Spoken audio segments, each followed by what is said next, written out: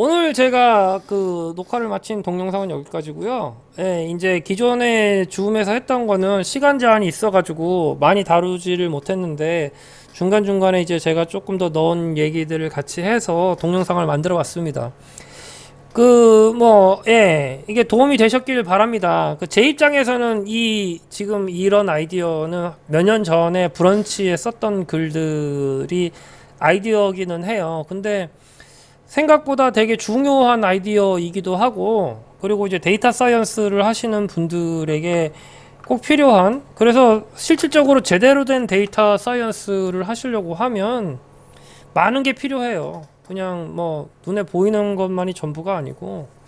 그리고 이제 아셔야 될 게, 그 데이터 사이언스라는 이름을 달고 있진 않지만 실질적으로 하는 일들이 데이터 사이언스를 하고 계시는 분들 가운데도 내공이 높으신 분들이 되게 많거든요.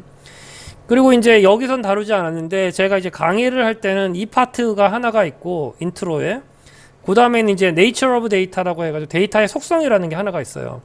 그 데이터 사이언스에서 가지고 있는 가장 뭐라 그럴까 리밋 가운데 하나가 뭐냐면, 일단 수치가 그러니까 이제 그 DB화, 그러니까 그 스프레드시트나 이런 거에 숫자로 들어가고 나면 그냥 숫자일 뿐이에요. 예, 그냥 숫자일 뿐이기 때문에 그 데이터가 원래 어디서 나왔고 어떤 속성을 가지고 있는지를 그 숫자만 보고 파악할 수 있는 방법은 사실상 없거든요.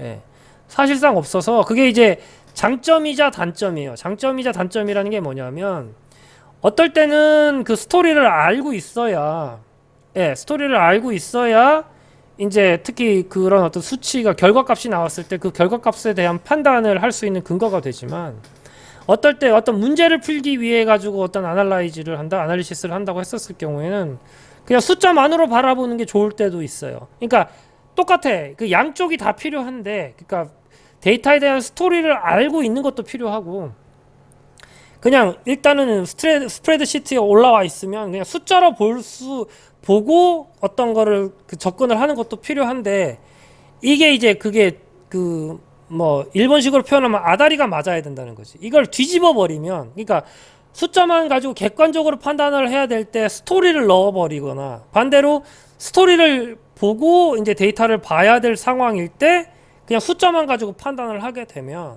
이게 이제 좀 소위 말해서 골 때리는 상황이 나오는 거예요. 무슨 얘기? 단적인 예가 이런 거예요. 뭐냐면, 예를 들어서 통상적으로 어떤 성공률, 어떤 가능성 이런 게 99%면은 99.00, 그러니까 99% 0.99면은 굉장히 높은 거잖아요. 예. 굉장히 높은 거지만 퀄리티 엔지니어링을 할 때는 99%는 높은 게 아니에요. 예. 최소한 3디짓이라 그러거든요. 99.99. 예, 99. 그 다음에 좀 더 가면은 99.9999.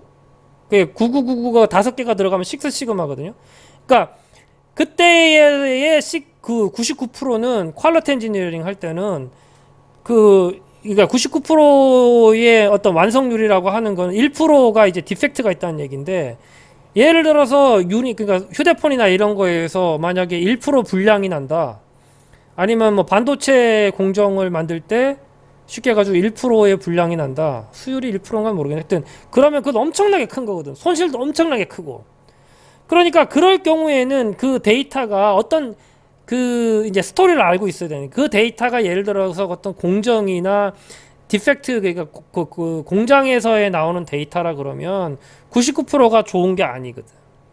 근데 예를 들어 가지고 학교에 서베이를 했다든가, 이제 학력 평가를 했다든가, 이런 류의 어떤 데이터를 가지고 있을 때에 그 결과가 99%가 나왔다. 예. 신뢰도가 99%가 나왔다. 그럼 굉장히 좋은 거죠. 그러니까 똑같이 99%지만 그게 다르다. 그 스토리에 따라 다르다는 거죠. 스토리에 따라 다르다는 거지. 그래서 그런 부분들을 조금 고려해 보실 필요가 있어요. 반대의 경우가 이제 위험도 체크 같은 건데, 이제 얼마 전에 이제 치약 사건도 있고, 그리고 최근에 이제 독감 백신도 있고, 그게 이제 통계치로 보면은 사실은 아직까지는, 적어도 지금 이 동영상을 찍는 아직까지는 정상 범주 안에 들거든요. 근데 언론에서 떠들고 그 다음에 이제 실제로 죽는 사람 숫자가 나오고 하니까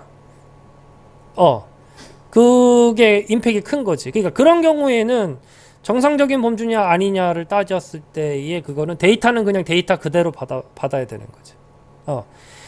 그 데이터 그대로 받는 게 이제 아까 얘기 정상 범주 1,500명이라는 거지. 물론 생명이기 때문에 1,500명이 그럼 적은 숫자냐라고 하면 그건 맞아요.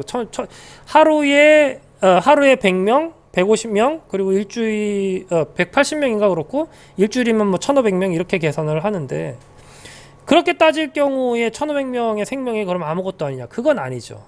그건 아니지만 예전과 현재가 다르냐 같냐라고 봤었을 때 통계적으로 그럴 때는 그건 숫자는 숫자로 바라봐야 된다는 거예요. 그래서 그런 부분들이 실질적으로 존재를 합니다. 여담을 찍다 보니까 조금 길어졌는데 어쨌든 제가 하고 싶은 얘기는 여기까지고요. 앞으로도 이런 강의나 이런 내용들을 또 이제 올려볼까 생각 중입니다. 이걸 얼마나 잘라서 보낼지는 모르겠지만 어쨌든 즐거운 하루 되시고요. 또 나중에 찾아뵙도록 하겠습니다. 감사합니다.